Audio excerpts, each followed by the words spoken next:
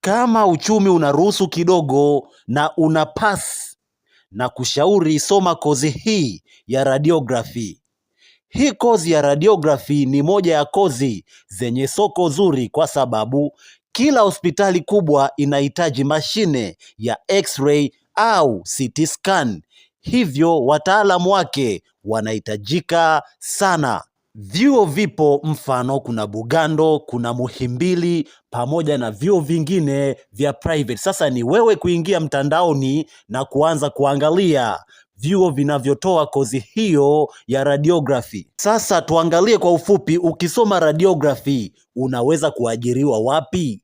Namba moja, unaweza kuajiriwa hospitali za serikali, lakini unaweza kuajiriwa pia hospitali binafsi, lakini unaweza kuingia jeshini ukafanya kazi kwenye hospitali za jeshi.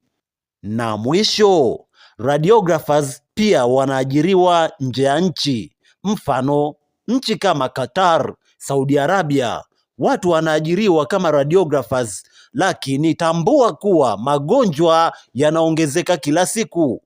Watu wengi wanahitaji kufanyiwa X-ray, CT scan, MRI. Kwa hiyo radiography ni miongoni mwa kozi nzuri yenye fursa. Asante sana.